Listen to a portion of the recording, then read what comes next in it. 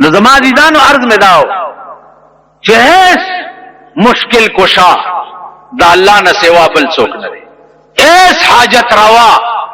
دا اللہ نہ سوا بل څوک نه دی. کشتا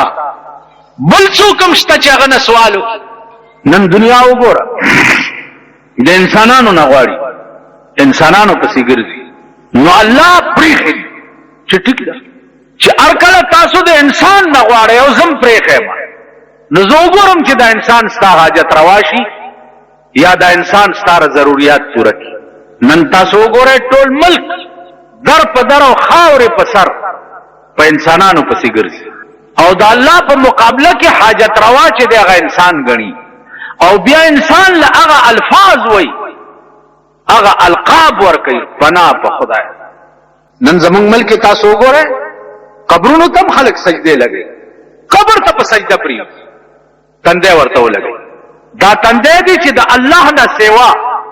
چا ته په ځمکه ولګولو په ټکي سړی کافر شي. په ټکي دیو جنا دې خبرو کې به ډېر احتیاط کوئ، سوچ وکوئ. کله کله تاسو د چا لاسونه سپوئ دی او بزرگ سړي یا د نیک سړي، نو لاس چې ورکې سپې نو لاس پیدا شي اوچت کې نو سپې داسې به ورته کېږي، سر به نه کړي. د سبحانه دا تقاضا الله چې د چا په زړه کې نه اچولي، که ته خیر غواړې تعالی 1 روپۍ نشي درکولی، چې د چاړه کې واچوي چې روپۍ دله ورکه د الله درکړي، بنده نه درکړي، بنده خو چاله سره. نو امداد به همیشه د الله نه غواړي، سوا د الله نه بل څوک د امداد غوښتو قابل نشته. چې الله در سره وي ټول کائنات در سره دی، چې الله در سره نه وي هیڅ در سره نشته. نو امداد به هر وخت د الله نه غواړي. د غلو عقیده به نه ساتئ چې د شپې زیارت ته ورشي او بابا غلې پسې زما ښه غلاف او جنډه به درته راوړم که کامیاب شي. چې د شپې غلا کې کامیاب شي سهار جنډه او غلاف را روان کړي په قبر یې وغواړي. اوس دا بیل باس دی چې په قبرونو باندې غلافونه غوړولو، جنډې او درولو وغیره وغیره، چیرډې پې پورې تړلو. بعضې قبر چې وګورې دا ښځې ورغلي نو د دنیا چیرډې ورپورې تړلې، د دنیا چیرډې. دا څه کیا خورې وایي مراد. دلته زمونږ 5 پیران تېر شوي زیارتونه دي، هغې له چې ورشي پاسونې د جاروګانو ډکې، دا ښځې ورځي او جارو یو سیسی به ورلړی چې د چا جارو ونښته نورې ښځې مبارکۍ ورکړي چې مبارک شه، مراد دې پوره شو، جارو دې ونښته. خدای خبر چې دا ښځو زړه کې څه مراد، ځکه چې زمونږ د وطن د ښځو مراد نه پوره کېږي. اسمان ته ورسېدې خو لا همغسې مراد په زړه کې شته. نو ایاک نعبد، خاص تا لره عبادت کوو، اے الله د عبادت قابل بل څوک نشته. او وایاک نستعین، اے الله تا نه امداد غواړو، تا نه سوا بل څوک د امداد قابل نشته. بل څوک چې تا سره امداد چا پکې صاحبہ پیری دا وای دی په سپېګمو کې ذکر کوي. نو دا سپېګمو والا زمونږ مرګري پاتې شي، داغي چې واوري باتای بمړه کی او صاحب پلش پلش پلش پلش پلش پلش سپېګمو کې بس اوس هغه لا بس صاحب 3 غنټه سپېګمې سونه ځکه چې غړي تیرونی دا د سپېګمو ذکر اوس کې نو سکه او ډل ارچا سره شته. دا ذلیل قوم چې ده، دا ذلیل قوم ارچا سره مرګره یو تورل پلار راتلو مرګرو ته وی چې راځي دلتم دا ډېر دوم دامه ډېر دی چې دا د قصه وګورو چې دلا په کمالو باکې ده چې ورننه وته صاحب مریدانو مالټه راوړې کېلې میلې دې ډېر سات پس د کوټې دراوته حضرت سے ما ورته چې مونږ روان یو بس تا ملاقات تر ویلو چې زدنن لګ مصروف ما خدای پاک سره مې په ټلیفون خبرې کوي ماته بس امرګرو ته مې چې را پاسې چې دا پس دلا ووري زې چیزو اوس د سره څه اوس کدل دې په دې خلا یو پړک ورکو دې تانه تلاړو رپورټ یو کو ما بنی سي چې تا پړک ورې ور کړې دا خپل کار دې دا ملک دې ازادي دې جمهوریت کې کسو غړیږي او خزای غړیږي کلوري غړیږي کزامنی غړیږي کمران توپ چې څوکۍ جمهوریت کې پاغه پابندي خوشتا تو نالت ته پداسي ملکی او تو نالت ته پداسي جمهوریت دا زمونږ د ملک کومنګ یو مونږ په یو رنگ کې اسلام نه نخره جوړه کړی دا او کپیران صاحبان دی هغه په بل رنگ کې اسلام نه نخره په دې ملک دا رواجم د خزي چې کټوي باندې کړی او جو شو یو تویږي یا پیر بابا ورته یا پیر بابا ورسېږي یا لوی ازوان ورسېږي وغیرہ وغیرہ دې سره کدا عقیده دې سړي چې په دې आवाज هغه ما ترارسي او دا کټوي د توې دونه بچ کولې شي دا کفر او شرک رسول الله صلی الله علیه وسلم الله ډېر لوی مقام ورکړی د ټول کائنات نه لاندې د ټول کائنات د پاسه او د الله نه لاندې دا د رسول الله مقام لیکن په خپل صفات مختصه باندې الله پیغمبر موصوف کړي هر ځای موجود هر وخت اوریدونکو دا صرف د خدای ذات ته په دې صفت باندې غیر الله چرته موصوف نه زمون په عمل کې دا چې خلق نشته او وی اللہ کے پلے میں وحدت کے سوا کیا ہے جو کچھ ہم نے لینا ہے لے لیں گے محمد سے وی اللہ سره خو یو توحید دے هغه سره نور څه دي چې سالو مونږ به رسول الله نه او د رسول الله صلی الله علیه وسلم دومره مدح کول چې د خدای بی عزتی پکې وشي نو پیغمبر دا برداشت کولای شي یا خدای دا برداشت کولای شي عیسایانو د عیسی علی السلام دومره لوی احترام او عزت کو چې د خدای زوی ورته وي تاسو ورته کافر وایي کنه ها عیسایان څه بلاد ځکه چې عیسی علی السلام ته د خدای زوی وي د بیبي مریم دومره لوی عزت کو چې د خدای خزه نعوذ بالله ورته وي تاسو ورته کافر وایي کنه د عزیر علی السلام د يهودو پیغمبرو هغه مقام ته يهود او رسولو چې وقالت اليهود عزیر ابن الله و عزیر علیہ السلام د خدای زوی دی يهودو ته کافر وایي کنه وایي ٹھیک شو تاسو چې رسول الله صلی الله علیه وسلم هغه مقام ته ورسوي چلته د خدای بی عزتی لازم شي نو تاسو به کافر شي کنه بشي نو د دې وجنا اره خبره ته سوچ کوي فکر کوي د غیر الله نه پیغمبران استما توای چې یو قبر ته تور شي او استاد عقیده چې د ما د پلانې مراد دا قبر پورا کوي نو دې قبر کې دنه یو ولی پروت دی او ولی لوی دی او که پیغمبر لوی دی پرون می اخبار والا ته مشرک دی او جنگ دی او نوای وخت دی او پلانې دی او ډنګړې دی مال دا اوسم څه جوړ کړی په دې اخبارونو کې دا روزانه څه کوي دا څه وایي یو څه لیکي او دا ویل بم څه نو ستاد ملک منافق روخ دی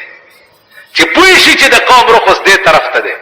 هغه د مولا د خبرو پوهیږي کار څه درته سر می نغره کو مولا دو پیازا د بادشاہ وزیرو او د بادشاہ په کور کې تور باټینګر پاخش نو چراوی وستنو بادشاہ ورته وی چې مولا دو پیازا صاحب دا تور باټینګر خو ډیر خشه ورته وی صاحب دا تور باټینګر دومره اعلی شه چې د سبزیانو بادشاہ دی او تاج په سر تور باټینګر باندې پاسه تاج ویل په سر تم بادشاہ تاج دې په سر دی او دام د سبزیانو بادشاہ دی ها سبای بیا پخ چې سبای بیا پخ کړی دي چراوی وست بادشاہ ورته وی چې مولا دو پیازا صاحب ویل ودا تور باټینګن خو ډیر خراب شه هغه ورته صاحب کدا خوه نو سرمن به د چندخ پشان نه وي د دین آرامي سبزی بلشتن د سرمن ته خو وګور بادشاہونی و دلاس ویل پرون دې د سبزیانو بادشاہ کی جوړ کو تاج دې ور پر سر کړو او نن دې چندخ جوړ کو وجه نه دي حال وایا هغه ورته بادشاہ قبله عالم خطا خوشاله وکړه چې کوم شي ته تخوه مونږ تاج ور پر سر چې کوم ته تبادوه مونږ دې چندخ جوړ مونږ استاد خله او د خان د خله نو کرای چې ستا ها سره ها ملاو نکو نو ستا د دومره لوی نعمتونه به مونږ په څه ازمو نن ستا ملک د خان د خله نو کار دی ستا ملک خپل ضمیر نه لري خپل ایمان نه لري خپل غیرت نه لري خپل حیا نه لري خپل شرم نه لري دا هغه بیهوده قوم دا د مغه قوم نسل نه دی چې کوم قوم به د خپل لاس بوت جوړ کو خدای به ورته وی به کنه خپل لاس به بوت جوړ کو ول به دا زما خدای یو سړي خپل خدای خیرن شویو نو راوی وستو ویلم بولو چې ویلم بولو نور ته کې خو چوچ یو سړی را روانو هغه ګیدړ ساتل دو ګیدړانې ساتلی نو ولکه داسې دي الله خدای مې لک خیرن شویو نو او مې لمبولو هغه ګیدړانو نه پړې وستو ور پرې خو ګیدړ خو چې متیاز کینو خپو چته کې هغه وراله په دې بوتي متیاز راغی چې را پرې خو نو دا چې د چا خدای نو دی وی چې رب الیبول سالبان براسه رب الیبول سالبان براسه دا چې شم خدای کې دی شي چې د چا په سر ګیدړان متیاز کوي بس ورغله دی او لخت ورته نیولې د پټکی مات کړي او راغه رسول الله صلی الله علیه وسلم ته ایمان راو مونږ هغه نسل یې کړ هغه د خر دارالعلوم سرات کې مدارس شروع قائمه سره یو کتاب ده کوټي یو طالب پکې د لورلای علي ونه غوندې ماته وی چې مولوی صاحب زمونږ په مشرانو کې چرته کافر تیر شوی مال ډېر ولخا بیا رستو مسلمانان شوی مونږه مالا ولوس پوښ مال ولی ول ما کې کله د خر رات ټوپ وای نو ول زه په دې سوچم چې دا چل سره او دا چل دا دی چې هغه د کافرو د خر رګ ما کې را روان نو هغه د خر رګونه په مونږ کې را روان لا سميږي نه هغه بواوري چې خدای دې خوار کته خو ډېر زبر او خسړې کښوي خپل اندې په دې زمکه او تختی نو عزیزانو مونږه اسلام چې دا یو رسم او رواج دی رسم او رواج سن ته چې ورشي دا تبلیغي حضرات ډیر دی الته د سن نه زیات شکایت کوي چې دا غزه خلک جمعتون قرآنی او دای نو دی خلقوں ته چې ورشي بھئی تو مسلمان ہے ہاں جی مسلمان ہے ہمارے گھر میں کوزا پڑا ہے ہمارے بڑے وضو کرتے تھے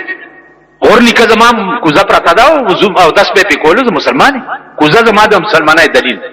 نازیدانو دا زمونږه اسلام نوم چې دی دا یو ملکی رسم او رواج دی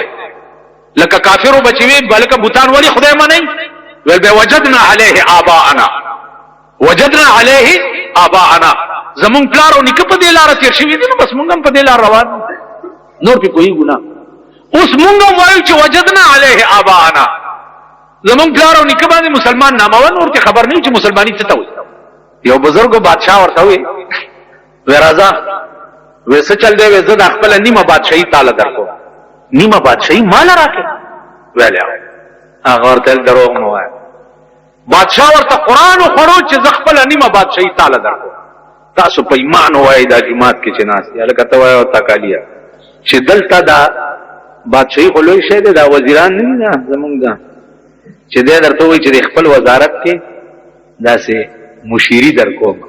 15,000 ګامه ټوپ ووهې کنه تاسو نه داسې یې کړه سمینا ټوپ ووهې چې یا الله دا ورځ تکم چې وزیر صاحب مال مشیری را مونږ ټول داس ا بزرگ او ځان تم ګورئ او چې د چا خدای سره لگاو هغه تم ګورئ بادشاہ ته وای چې نه یاره تاسو هغه ورته قسم وخورو چې د نیمه بادشاہي تعالی درکو دی ورته وای چې چو چتر سنجری رخ بختم سیاہ باز در دل اگر بود ہوس ملک سنجرم اے بادشاہ د تور چترای غوندې د زما د بخت مختور شي چترای توري زما د بخت مخ د تور چترای پشان تور شي در دل اگر بود ہوس ملک سنجرم کزما پزر کې بستا د بادشاہ هوس نو مخ می تور شه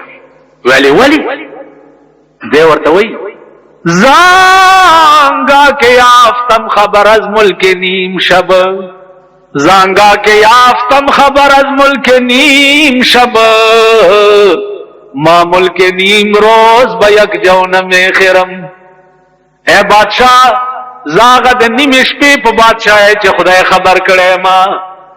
زما دې په خدای قسمی کستا د نیمه ورځې بادشاہي په یو اوربش باندې والما د نیمه شپې او تاسو به وایي چې د نیمه شپې بادشاہي څه ته وایي حدیث کې راځي د ابو هريره روایت ده چې الله ما یلیق بشانه سچ دا غشان په نیمه شپه کې د دنیا اسمان ته تشریف راو او ملائکو ته وایي چې زما او زما د بندگانو منځ کې چې څومره پردې دي دا لري، او الله په دغه وخت کې आवाज وکړي چې څوک شته چې دې وخت کې څو غواړي او زه یې ورکړم، او په دغه وخت کې د الله والو سره د ملاقات یو جلک وشي. نو بزرګ ورته وایي چې د نیمې شپې په خوند خدای زه خبر کړی ما ستا د نیمې ورځې بادشاهي والله که په یو وربشي ما اوس هغه حسن چې چا لیدلی نو د دنیا د بادشاهو حسن پسې بلاړ شي. ځکه رحمان بابا وایي چې په ښایست زما د یار ندي خبر څوک، په ښایست زما د یار ندي خبر څوک، چې خبر شي پرې به ندي دغه در څوک. زما د یار حسن چا لیدلی نه مړی وشو نو په اخبارونو کې او په ریډیوګانو باندې او په ټلویزیون باندې او په بازار کې په لوډ سپیکرونو باندې اعلانونه کول چې دي دا خلاف سنت. د مړي متعلق صرف دومره اجازت ده چې کفنو ګنډلې شي او قبر زر تیار شي او د کلی علاقې غیر چاپیر صرف دومره کسانی چې جنازه قدرې وشي او بس خلاص. نو ما پسې دلته سړی راغی وی چې زمونږ استاد وایي چې دا خو چې څومره ډېر خلک یې هومره ډېر ثواب یو، چې څومره ډېره دنیا یو جنازه یې درنه یي او پلانې چلی او ډینګړې چلی. مال غوږونه مې مه خوره او استاد ته دې ووایه چې تا کم کم کتابونه ویلي دي هغه ولیکه ما ته راکړه، چا کم تا نه وي ویلی چې زه هغې کې درته بیا وښیم. خدای بندګانو په خبره ځان پوهوه. څومره ډېر خلق هغه په هغه وخت چې قدرت اتفاق داسې برابر کی چې لویه دنیا یو سړی پکې مړ شي او پې ودري، په خبرونو راغونډول خلق